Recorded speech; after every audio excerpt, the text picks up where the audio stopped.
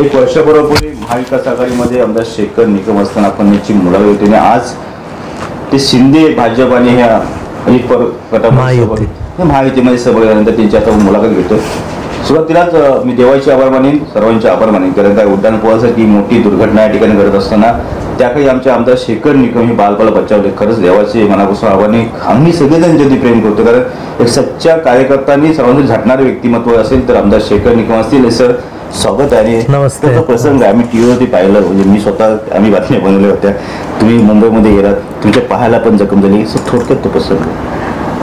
नाही, तसा तो प्रसंग माझ्यासाठी आयुष्यात खूपच म्हणजे वेगळा होता. कारण खरं म्हटलं तर आमची जबाबदारी आहे की अशा ठिकाणी डायरेक्ट खाली जाणं हे चुकीचं होतं. पण त्यावेळी असं वाटलं नाही की पूल असा झटकन खाली येईल किंवा असं काही घडेल, ही मला शक्यताही नव्हती. सकाळी कळल्यानंतर आपण ती पाहणी करून पुढच्या टप्प्यात कशा पद्धतीने काम करता येईल वगैरे बघायला आम्ही तिथे गेलो होतो. 10-12 जण आम्ही होतो, अधिकारी होते, कॉन्ट्रॅक्टरची माणसं होती. आणि अचानकपणे समोर लांब, कारण पुलाला क्रॅक गेलेला भाग आमच्यापासून खूप लांब होता, त्यामुळे काय असं काही धोका कुठंच दिसत नव्हता. अचानकपणे धूर आलेला आमच्यापैकी एकानं बघितला आणि तो एवढंच बोलला की कदाचित पूल पडेल. आणि एवढं बोलता क्षणी आम्ही पटकन पळालो. सुदैवाने एक 5-6 सेकंदामुळे आम्ही वाचलो. आईवडिलांची पुण्याई, लोकांचं प्रेम आणि शुभेच्छा आपल्यासारख्या सगळ्यांच्या याच्यामुळे वाचू शकलो. देवाचेच आभार, बाकी याच्यावर काय बोलण्यासारखं नाही. त्यानंतर तुम्ही कराडला निघून त्यानंतर आपण पाहिलं तर या ठिकाणी 30 सदस्य समिती या ठिकाणी नेमण्यात आली राज्य सरकारकडून. फक्त 2च सदस्य आलेले आहेत. तुम्ही मागणी सुद्धा केली प्रांतांच्या इथं बैठकांमध्ये की जो कोण असेल त्यावरती कारवाई केली पाहिजे. तुमच्याच काही लोकांनी या ठिकाणी मोर्चा काढला, चक्काजाम केलं, त्यांच्यावरती गुन्हे दाखल झाले. सर असं का हो? नाही, कोकणातील हा जो आपला हायवे आहे त्या हायवेला पहिल्यापासूनच खूप मोठे प्रॉब्लेम्स चालू झाले. अनेक वेळा आपण सगळ्यांनीच प्रयत्न केले, पण तो ज्या पद्धतीने यश मिळायला हवं तर त्या पद्धतीने आपल्याला मिळू शकलं नाही. ह्याच्यामागे अनेक कारणं आहेत. आता कारणात काय खोलात मी जात नाही, कारण बाकी रस्ते ज्या पद्धतीने तयार झालेत आणि आपला कोकणातला रस्ता ह्याच्यामध्ये खूप मोठी तफावत आहे. तर हा हायवे लवकरात लवकर चांगल्या पद्धतीने पुरा होणं ही खूप काळाची गरज आहे. परंतु त्यामध्ये जसं रामाचा वनवास 12 वर्षांनी संपला तसा आमच्या कोकणवासियांना 15 वर्ष झाली, परंतु हायवेचा वनवास काय आमच्या तुमच्यामुळेच नाही साहेब, तुमच्यामुळेच तो वनवास आहे ना. 16 वर्ष 12 तुम्ही म्हणला की रामाचा वनवास झाला होता. किती झालं आता राज्यामध्ये? केंद्रामध्ये कोण आहे सांगा ना, मंत्री कोण, खासदार? नाही, पहिली गोष्ट लक्षात घ्या, केंद्रात करायचं का? गडकरी साहेबांच्या माध्यमातून देशात अतिशय चांगल्या पद्धतीचे रस्ते होत आहेत. ह्यामध्ये त्यांच्या माध्यमातूनच हे राहिले अशातला भाग नाही. तर वेगवेगळी सरकार त्यावेळी आली. हा हायवे कधी चालू झाला ते बघा, तो कुठच्या कालावधीत झाला ते बघा. परंतु पहिल्यापासून म्हणजे वडखळपर्यंत येईपर्यंत रस्ताच पूर्णपणे पहिला अडकून गेला आणि आता तो रस्ता सिमेंट कॉन्क्रीटचा गडकरी साहेबांच्या माध्यमातून करण्याचं ठरवल्यानंतर आता बऱ्यापैकी 70% ते काम चालू झालं. आता आपल्यामध्ये बऱ्याच जणांचं असं म्हणणं असतं की सिंधुदुर्गात झाला, आपल्याकडे का नाही झाला, हे आमचंही म्हणणं आहे. परंतु आपल्याकडची भौगोलिक परिस्थिती थोडी वेगळी आहे. म्हणजे आपल्याकडे भरावाची संख्या जादा आहे, भरावाची उंची जादा आहे आणि ज्या पद्धतीने काम चालतंय त्यामध्ये आपल्याकडचा पाऊस, आपल्याकडची भौगोलिक परिस्थितीचा फारसा विचार न करता टाईप प्लॅन घेऊन ते काम झाल्यामुळे त्यातल्या बऱ्याचशा अडचणी आलेल्या होत्या. मला अशी अपेक्षा आहे की येणाऱ्या 23 शेवटी तरी हा पूर्ण रस्ता पुरा व्हावा अशी अपेक्षा. आपण खूप काही सारं तुम्हाला दिलं आहे. पवार साहेबांनी बऱ्याच काही गोष्टी केल्या. म्हणजे सर तुम्ही आता सांगता म्हणजे वडिलांनी कधी अपेक्षा नाही केली, पण तरी पण त्या गोष्टी मिळाल्या. असं असताना सुद्धा तुम्ही अजित पवारांची साथ का घेतली? म्हणजे हा प्रश्न विचारतो कारण सांगतो की अजित पवारांकडे गेलेले काही आमदार जे आहेत त्यांनी उशिरा मतदारसंघामध्ये गेले, लोकांचं मत जाणून घेतलं. तुम्ही तर्काफडकी हा निर्णय का घेतला? अनेकांना पडलेला प्रश्न. नाही, पवार साहेब आणि आमचं एक नातं वेगळं आहे, त्याच्याबद्दल काय वाद नाही, आजही आहे. संस्थेला साहेबांनी मदत केलेली आहे, ज्या त्या वेळी केले. त्याचबरोबर निकम साहेबांनी पण क्षणात जाता त्यांच्या आयुष्यात काय नुकसान होतं, फायदा होतोय, राजकीय फायदा होतोय याचा कधीही विचार न करता त्यांनी पवार साहेबांबरोबरच काम केलेलं आहे. निकम साहेबांना लोकसभेची उमेदवारी मिळाली, ती काँग्रेसमधून मिळाली आणि ती मिळत असताना इथे कोणच फाईट देणार नाही असा मेसेज होता. त्यातल्या त्यात निकम साहेब लढू शकतात आणि त्यातल्या त्यात फाईट होऊ शकते, कारण त्यावेळी तात्या साहेबांचं मोठं प्रस्ताव होतं आणि मग निकम साहेबांना ती उमेदवारी मिळाली. त्या ह्याच्यात पवार साहेबांची निश्चितपणे मदत झाली. झाली, ते निवडून आले त्यांच्या त्या परिस्थितीनुरूप. परंतु ज्यावेळी पवारसाहेबांनी सांगितल्याबरोबर दुसऱ्या दिवसाला ते राष्ट्रवादीमध्ये पण त्याच क्षणाला सगळ्यांच्या आधी ते राष्ट्रवादीत आले. त्यामुळे ही गणिताचं कधीच त्यांनीही बघत गेलं नाही. आता माझ्या बाबतीत विचार केला तर मी पहिल्या वेळी जेव्हा मला दादांचा प्रचंड आग्रह होता तरी मी पवारसाहेबांसोबतच राहिलो होतो ठामपणे, आणि त्याही वेळी माझी भूमिका ठाम होती. आणि आत्ता ज्यावेळी अशी परिस्थिती आली त्यावेळी मी पहिल्याच दिवशी दादांनी माझ्याकडून शब्द घेतल्यानंतर मी माझ्या भूमिकेशी ठाम राहिलो होतो. आता पहिल्या वेळी ज्यावेळी आम्ही अशी भूमिका घेतल्यानंतर दादा पुन्हा राष्ट्रवादीत आले, दादाच प्रमुख भूमिकेत असल्यामुळे परत दादांकडे कारभार. आताही काय परिस्थिती तशी होऊ शकेल त्यापेक्षा मागच्या वेळी आपण दादांना दुखवलं, यावेळी दादांबरोबर जाण्याचा निर्णय मी घेतला. तुम्हाला काय मिळालं सर? तुम्ही निर्णय घेतला, तुम्ही म्हणता लोकांच्या विकासासाठी गेला, पण स्वाभिमान कुठे गेला तुमचं सर? ऐका, दुसरी गोष्ट तुम्हाला काय मिळालं? कारण मंत्रिपद जे आहे ते तिकडे दुसरीकडे गेलं, आपल्याला काय मिळालं? ते गेलं, तुपही गेलं. आता पुढचं मी काय बोलत नाही, लोक समजून जातील. पण तुम्हाला काय मंत्रिपद मिळालं? प्रत्येकी त्या तिकडे रायगडमध्येच का मंत्रिपद जातंय? आमदार शेखर निकमांना मंत्रिपद का नाही असं अनेकांना वाटतं. असं तो प्रश्न तुम्हाला विचारतोय, का नाही तुम्हाला मंत्रिपद मिळालं? नाही, मी पहिली गोष्ट म्हणजे दादांबरोबरकडे जाताना मी काय मंत्रिपद अपेक्षा करून आम्ही गेलोच नव्हतो. तो वरच्या लेवलचे विषय असतात, फार मोठं त्याच्या मी खोलात कधीच जात नाही. आपलं काम भलं की आपण भलं, जे काय व्हायचं ते होईल त्याच्याबद्दल फार विचार न करता मी माझी भूमिका जी होती, मी काय असा लपून राहिलो नाही, इकडं पण सांग तिकडं पण सांग. माझी भूमिका यावेळी मी दादांबरोबर आहे. स्पष्ट मी मोठ्या साहेबांनाही सांगितलं की मी दादांबरोबर यावेळी साहेब जाण्याचा निर्णय केला. मंत्रिपद मिळवण्यामुळे एक बडा नेता तुमच्याच, आता अजित पवार गटामध्ये तुमच्यातला गटातला एक बडा नेता खूप प्रयत्न करतो मंत्रिपद मिळवणे म्हणून. नाही, असं काय नाही. हे काय मंत्रिपद मिळणं आणि हे शेवटी ज्याच्या त्याच्या नशिबाचा देखील भाग असतो. त्याचबरोबर काही वेगवेगळी समीकरणं असतात, त्या समीकरणात असतं. त्यामुळे जे आहे त्याच्या माध्यमातून काम करत राहायचं. दादांचं सपोर्ट हीच खरी म्हटलं तर मंत्रिपदापेक्षा जास्त ताकद माझ्या मागे. तुम्ही महाविकास आघाडीमध्ये पण सर काम केलं नाही, तुम्ही आता महायुतीमध्ये काम करताय, काय फरक झाला? फारसे दिवस झाले नाहीत, 2-3 महिने झालेत. महाविकासमध्ये वेगळ्या पद्धतीने म्हणजे तिथं आघाडी ही पहिल्यापासूनची होती आणि आता ही नव्याने आहे. हे सगळं आता आम्ही स्वीकारून करत जाण्यात थोडासा वेळ आम्हाला निश्चितपणे लागतं. परंतु अजितदादा असल्यामुळे दादा इथले प्रश्न असो कुठची काही असो, दादा स्वतः लक्ष देऊन स्वतः सगळ्या गोष्टी करतात. त्यामुळे आमच्या पुढे काय फार कोणाला दुसऱ्याला जाऊन भेटावं किंवा असं काय आमचं नसतं. आम्ही दादांकडे आमची कामं देतो, ती कामं पूर्ण करण्याचं दादांच्या मध्ये. तुम्ही गेलात ते शॉकिंग होतं, कारण का माझे आमदार रमेश कदम जाणार का तुम्ही मला स्वतः फोनला विचारतात, निसर्ग आपली पैस लागले आणि मी बोललो पैस आता जिंकणार मी काय असं वाटत होतं एकंदरीत. पण त्या दरम्यान शेखर सर तिकडे गेले, मी असं गप्प बसतो, कसं काय शक्य आहे की? नाही, ती परिस्थितीच अशी होती की आपल्यासमोर काय फारसे पर्याय नव्हते. अचानकपणे बोलवल्यानंतर तिथली परिस्थिती बघता, सगळे जे उपस्थित होते ते बघता, आणि मी हे सगळं आधी पण सांगितलं, त्यामुळे ते रिपीट सांगण्यात फारशी मजा नाही. म्हणून कारण का तुम्हाला सांगतो 70% बहुजन समाज तुमच्या पाठीशी नाहीये.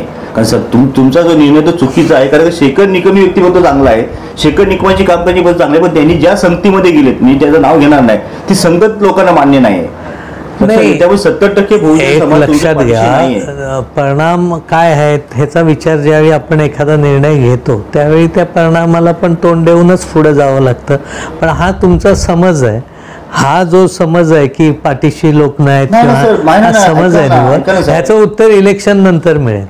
ठीक आहे, एखाद्या शहरामध्ये शिरीष काटकरी सुचारणा नाही, ते त्यांचं कोणी माझ्यावर पहिल्या इलेक्शनच्या वेळी नंतर दुसऱ्या इलेक्शनला पण माझ्यावर मोठे लोक कोण नव्हते, छोटे छोटे लोक होते. ह्याचं उत्तर जनता देईल. मी पहिल्यापासून सांगत आलं की मी जनतेला कधीच गृहीत धरून जाणारा नाही. जनतेच्या मनात असेल ते जनता घडवेल. ज्या पद्धतीने पुढे काय करायचं ते त्या वेळच्या गोष्टी नाही. त्यामुळे त्याचा विचार मी केलेलाच नाही. दादांकडे बरोबर जायचं एवढा निर्णय झाला, विषय संपला. चिपळूणच्या नगरपालिका निवडणुकीत महायुतीमधून करणार की अंतर्गत रमेशभाई कदमांना सपोर्ट करणार काय? नाही, आम्ही जे काय असेल ते आमचं स्पष्ट असेल.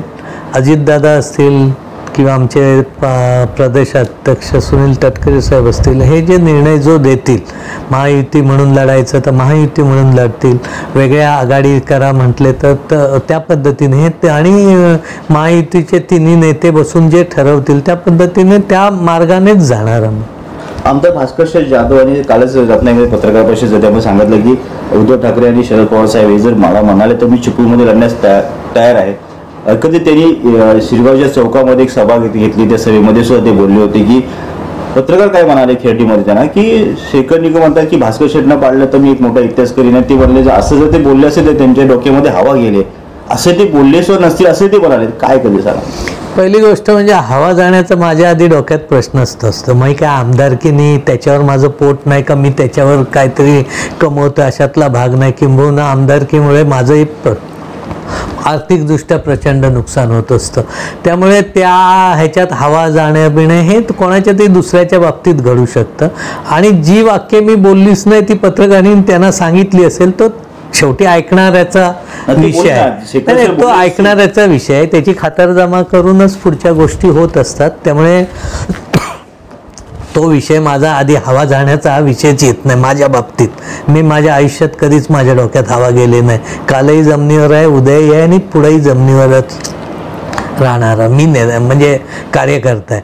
त्यामुळे उगाच हवा बिवा जाणं काय नाही. आता काय उद्या कोणाला इथून वाटेल, अजून कोणाला दुसरीकडून वाटेल किंवा कशाही पद्धतीने कोण कुठूनही उभा राहू शकतो. हा ज्याचा त्याचा विषय असतो. आणि भास्कर शेठ हे प्रचंड मोठे नेते आहेत. त्यांच्याकडे व्यासंग मोठा आहे. त्यांच्याकडे काम करायची पद्धत चांगली आहे. विधिमंडळात मी त्यांना 2.5 वर्ष ही 4 वर्ष खूप जवळून बघितलं. मी त्यांचाही अभ्यास नेहमी सातत्याने करत आलेलो आहे की कशा पद्धतीने ते भूमिका मांडतात वगैरे. सगळ्या गोष्टी शिकण्यासारख्या आहेत त्यांच्याकडं. खूप चांगला आहे. म्हणजे अनुभव त्यांचा मोठा आहे. ते खूप दिग्गज नेते आहेत. ते उद्या इथून निवडणुकीला उभे राहिले तरी त्या पद्धतीने मला तर फेस करणं भागच आहे. पण नुसतं भास्कर शेठच असं नव्हे. रमेश कदम ही तेवढ्याच ताकदीचा नेता आहे. तेही उद्या उभे राहू शकतात. रमेश कदमांबरोबर प्रशांत यादव देखील आज तेवढ्याच ताकदीचे आहेत. तेही तिथून चांगल्या पद्धतीने उभे राहू शकतात. रोहन बने आहेत, सुभाष बने आहेत, आमचा थेराडे आहेत, हे अनेक जण, बेटकर साहेब आहेत. ही सगळीच जण विचार केला तर महाविकास आघाडी म्हणून ही जी नावं आहेत ती खूप मोठी नावं आहेत सगळी. त्यामुळे उमेदवार हा आहे की तो आहे असा विषय नसतो. कोणी उभा राहिला तर निवडणूक ही निवडणूक असते आणि ती सर्वसामान्य जनतेच्या इच्छेनुसार होत असते. तुम्ही काय म्हणताय, नेते काय म्हणताय, तो काय म्हणतोय, हा काय म्हणतोय, याच्यावर कधी गणित चालत नाहीत. कारण माझ्याकडे तसा मोठा नेता आजच्या घडीला कोणच नाही. आम्ही छोटे छोटे जण सगळ्यांना एकत्रित घेऊन आम्ही जाणार आहोत. आज आमच्याकडचा विचार केला, उद्याही महाविकास आघाडीच्या माध्यमातून उद्या आमदारकीचं तिकीट द्यायची वेळ आली तर शिंदेसाहेब मुख्यमंत्री आहेत, फडणवीस साहेब उपमुख्यमंत्री आहेत, अजितदादा आहेत, तटकरे साहेब आहेत. उद्या महायुतीच्या माध्यमातून वेगवेगळे उमेदवार देखील ते देऊ शकतात ना. कारण मीच उमेदवार किंवा माझा मुलगाच उमेदवार असं मी म्हणू नाही शकत. कारण तो माझा हक्क नाही. ती काय माझी वैयक्तिक प्रॉपर्टी नाही. ही महायुती होत असताना काही राजकीय समीकरणं जर बदलली, त्यातून काही वेगळा निर्णय झाला तर जो कोण निर्णय होईल त्याला पूर्ण त्याच्या पाठीशी राहून त्या ताकदीने त्याला निवडून आणण्याचं काम हे माझं असणार आहे. उद्या सदाबाई चव्हाण यांच्या इतका जनसंपर्क असलेला, म्हणजे माझ्याहीपेक्षा जास्त जनसंपर्क वाड्यावाड्यात, वस्त्यात, गावागावात त्यांचा होता आणि आहे. जे होता असं नव्हे, हो त्यावेळी तर प्रचंड होता. आता थोडंसं मधल्या काळात काही थोडा कमी जास्त जरी झाला असला ते पर्टिक्युलर वाड्यावाड्यात त्यांच्या इतका संपर्क असलेला माझ्या माहितीत ते म्हणजे माझ्याहीपेक्षा वस्तुस्थिती आहे ती मी सांगतो ते आहेत. त्यामुळे तेही उद्याचे महायुतीचे उमेदवार असू शकतात. भाजपचं काम चांगल्या पद्धतीने केलेलं आहे. थेराडे मॅडमनी शहरात चांगलं काम केलं आहे. त्या खेराडे मॅडमनी काम केलेलं आहे, त्यासुद्धा उद्या असू शकतात. बेटकर साहेब देखील महायुतीत आहेत. उद्या कदाचित तेच सुद्धा असतील किंवा अन्य काही नवीनसुद्धा काही पर्याय शेवटी येतात. कारण हे निर्णय त्यांनी घ्यायचे आहेत, आपण घ्यायचे नाहीत. उद्या मी असं नाही म्हणू शकत मी पण इथं आणि मी नसेन तर मग माझा मुलगा नाही. पण एकंदरीत समजा असं झालं की तुम्हाला समजा माहितीकडून तुम्ही असतात आणि समजा आमदार भास्कर जाधव असतील, काय वाटतं कधी? अरे भास्कर शेठ जी नावं घेतली नाही, जी नावं घेतली ते सगळे स्ट्रॉंगच आहेत ना. त्यातला कोण कमी नाही ना. आता उद्या भास्कर शेठ जरी असले ते जरी माझ्या दृष्टीने विधिमंडळात आणि या संसदीय कामात माझ्यासाठी किती आदरणीय असले ते शेवटी लढाई आहे ना. लढाई आहे तर लढाईलाच जायचं. लढाईमध्ये शिवाजी महाराजांनी पण आपल्याला सांगितलेलं आहे की समोरचा शत्रू किती शक्तिशाली, किती सामर्थ्यवान, किती बलवान असला तरी आपली लढाई आत्मविश्वासावर आपल्या लढाईची असते. त्यामुळे माझा आत्मविश्वास आहे आपण लढायचं. शेवटी लोक काय करणार आहेत हे मी नाही सांगू शकत. तो लोकांचा विषय, तो लोकांचा हक्क आहे. कारण लोकांना ग्रहित जाऊन काम करण्याची माझी प्रवृत्ती नाही. पण कोणी उद्या आला म्हणून उद्या मला तिकीट दिल्यावर मी काय तिथं काय परिणामाची चिंता करून थांबणार नाही. मी माझा लोकांवर पूर्ण विश्वास आहे. मी सर्वसामान्य जनतेपर्यंत पोचलो, प्रत्येकाच्या घरात पोचलो. मी 4 वर्ष प्रामाणिकपणे झटून काम केलं. मी कधीही कोणाकडून कशाची अपेक्षा न करता जे काय होईल ते माझ्यापर्यंत करण्याचा मी प्रयत्न केला. मी असं म्हणणार नाही की मी 100% काम केलं किंवा माझ्याकडून जे अपेक्षित माझ्या काही मनात होत्या त्या सगळ्या गोष्टी मी पुऱ्या केल्यात असंही मी म्हणणार नाही. कारण माझ्या कालावधीमध्ये इतकी राजकीय स्थित्यंतर घडत गेली की ते थोडंसं डायजेस्ट व्हायला म्हणावं लागतो ना, तो वेळ तो जात असतो ना.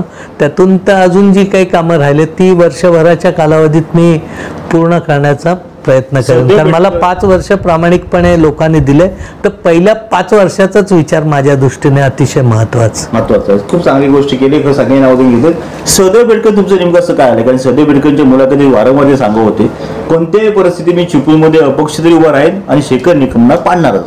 ठामपणे सांगता काय तुमचं? माझा आणि सदैव बेटकरांचा कायच वाद नाही. मी ते माझ्या पुढ्यात आले तर ते तुम्ही 2 मिनिटात तुम्ही म्हणाल की यांचं कायच नाही.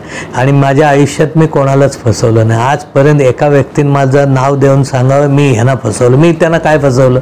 मी त्यांना तिकीट मिळवून देणं, पवार साहेबांकडे ओळख करून देणं एवढं काम माझ्या हातात होतं. माझ्याकडे काही तिकीट देण्याचा अधिकार नव्हता. तो सगळ्यांनी त्यांनी दिला. आता त्यांच्या 72 गावामध्ये माझा काय संपर्क आहे?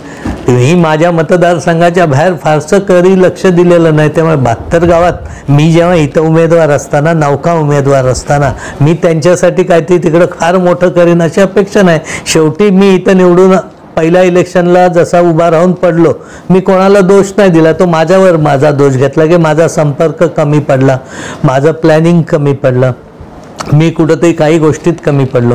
परंतु आता दुसऱ्या इलेक्शनला मी ते सगळ्या गोष्टी माझ्या मायनस होत्या तेवढ्या मी कॅल्क्युलेट केल्या. मी आत्मपरीक्षण केलं आणि मी त्या पद्धतीने लढाईला सामोरं गेलं. मला लोकांनी चांगल्या पद्धतीने निवडून दिलं. आपण असं जरी म्हटलं असतं ना सर, तुम्ही म्हटलं बऱ्याच नावं तुम्ही घेतलं तरी स्वतःच्या मनात वाटतं की उद्या भविष्यात समजा माहितीकडून मला जर उमेदवार मिळेल तर माझ्यासमोर स्ट्रॉंग उमेदवार कोण, असं मनामध्ये असतं. भीती असते कधी निवडणुकीची भीती हा विषयच नाही. भीती म्हणजे मुळात असं वाटतं ना आपल्यासमोर कोणते कोणते स्ट्रॉंग आहेत असं तुम्हाला मनामध्ये. तुमच्या मनात कसं आहे, हा आला तर स्ट्रॉंग, तो आला तर स्ट्रॉंग नाही असं हे चुकीचं असतं. कारण असं गणित कधीच चालत नसतं. कारण ती राजकीय परिस्थिती कशी आहे, लोकांची मानसिकता कशी आहे, ती त्यावेळीची परिस्थिती कशी आहे, ह्या सगळ्या गोष्टी विचारात घेतल्या जातात.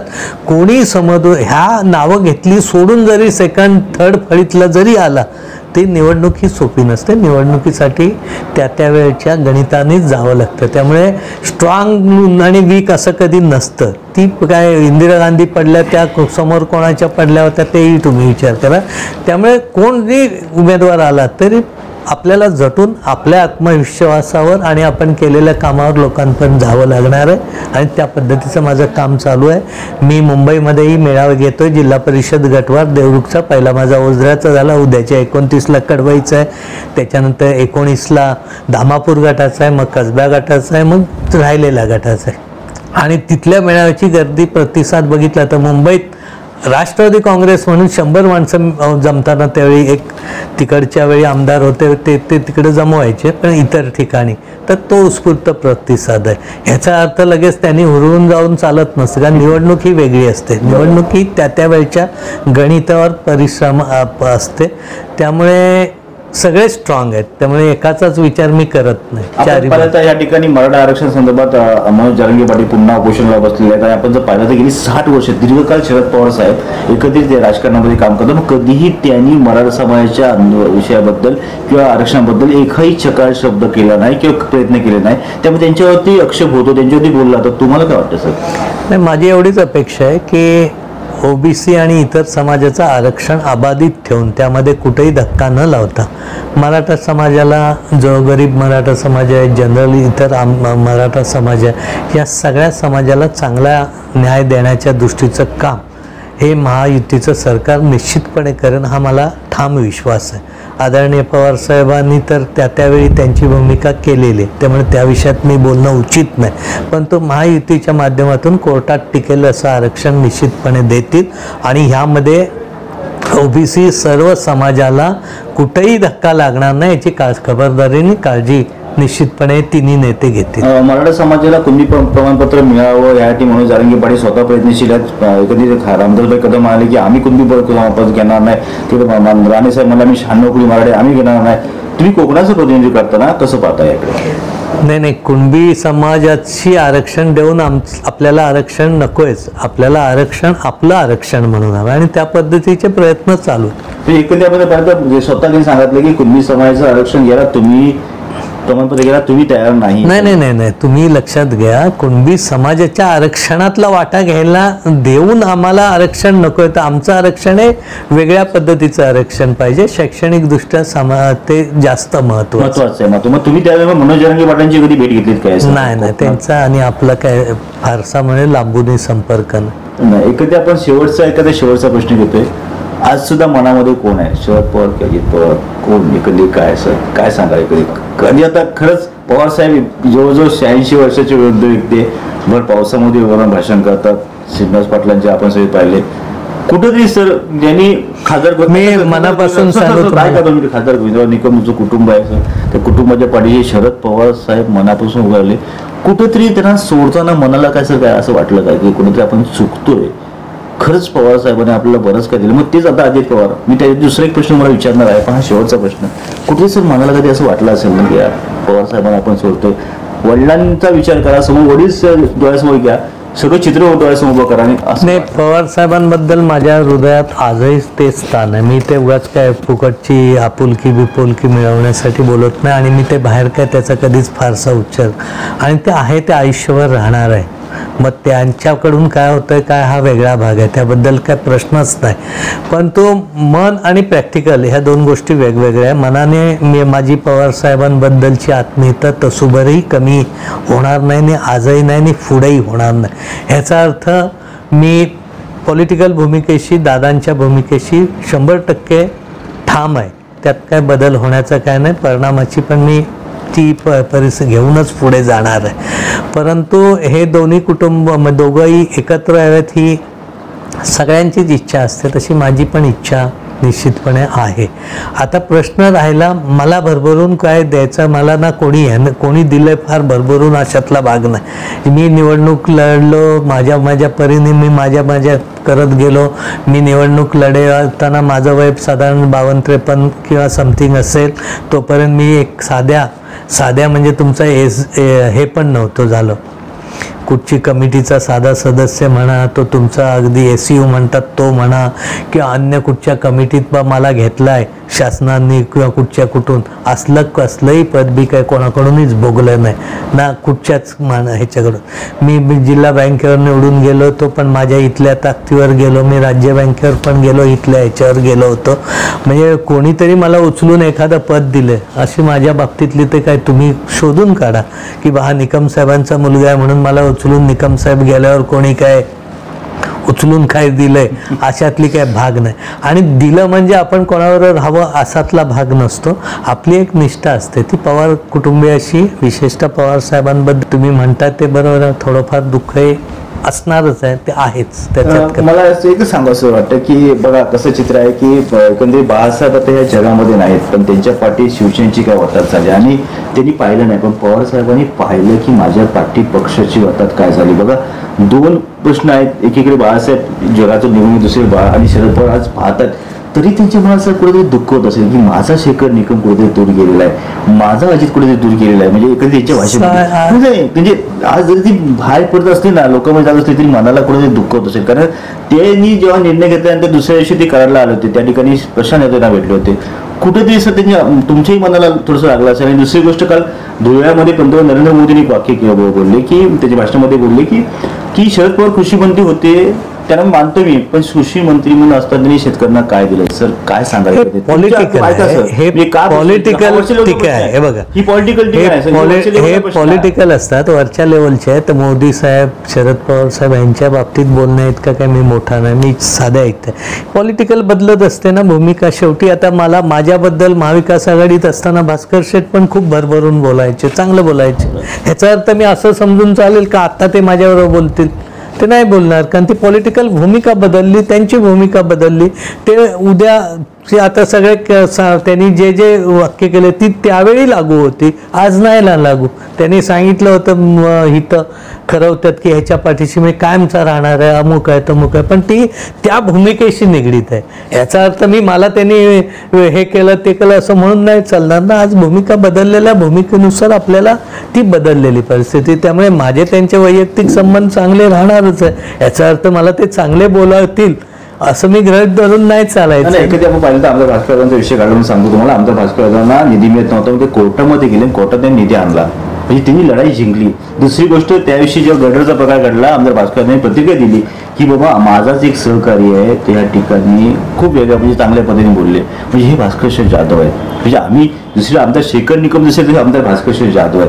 हे कसं आहे राजकारण असं हे राजकारणात हे टीका टिप्पण्या होणार आहेत, ते काय बोलतील ते मी त्यांचा सन्मान ठेवून मी कधीच काय बोलणार नाही. तो माझा भाग आहे, ते माझ्या प्रवृत्तीचा भाग आहे. परंतु त्यांच्याबद्दल मी कुठं कधी वाईट बोललोय किंवा त्यांच्यासारखं नेतृत्व या जिल्ह्याला खूप चांगल्या पद्धतीने मिळालं ना. ज्या पद्धतीने त्यांना संधी मिळायला हवी होती त्या पद्धतीने त्यांना ही संधी नाही मिळाली, हे मी त्यांच्यासमोर जाहीर आमचं बोलणं असतं, त्याच्यात काय वाद नाही. पण ह्याचा अर्थ आता बदललेल्या भूमिकेत एकमेकाचं कौतुक होत नसतं ना. ती भूमिका बदलली. तुम्ही राजकारणी पण एक कलाकार आहात ना, तुम्ही आहोतच ना. आम्ही सगळे राजकारणी कलाकार. आता भूमिका भूमिका बदललेली आहे, पण पहिल्यांदाच भूमिका बदलली असं मला वाटतं. आणि वैयक्तिक त्यांच्या नाही आमच्या संबंधात कुठंच बाधा येणार नाही ना, भाईंच्या येणार ना, त्यांच्या येणार ना. जेवढ्या निवडणुकीला माझ्या विरोधात आहे त्यांच्याशी मी चांगला. शेवटचा अंतिम प्रश्न आहे की कुठेतरी अजित पवार दादा आणि शरद पवार साहेब एकत्र येतील असं वाटतं तुम्हाला? काय नाही, आपण पवार फॅमिली ही वेगळी फॅमिली आहे. मी त्याबद्दल भाष्य करणं फार माझं म्हणजे अज्ञानासारखं होईल, कारण त्यांची डेप्थ आणि त्यांची जो परिवाराची त्यांची व्याख्या आहे आणि त्यांचा जो परिवार आहे त्या परिवारासाठी त्यांची जी झटणूक किंवा जे ज्यांचं सगळं वेळ आहे त्या बाबतीत नाही सांगू शकत. पण पवार फॅमिली म्हणून एकच राहील असा मला विश्वास. त्या बाबतीत खूप चांगल्या पद्धतीने सरांनी आपला म्हणून व्यक्त केलेला आहे. खरोखर दिलखुलास चर्चा केलेली आहे आणि बऱ्याचशा गोष्टी म्हणजे कोणी उमेदवार असो, मी स्वतः असं म्हणत नाही की मला उमेदवार मागजे म्हणजे मला उमेदवार मागजे. आमचा भास्कर शेठ जाधव चांगले त्यांनी वक्तव्य या ठिकाणी केलं आहे. समोरचं कोणी असो राजकारणामध्ये कधी काय, पण जेव्हा लढाई असतील तेव्हा मैदानामध्ये उतरलं मी कधी तयार आहे असं त्यांनी सांगितलं.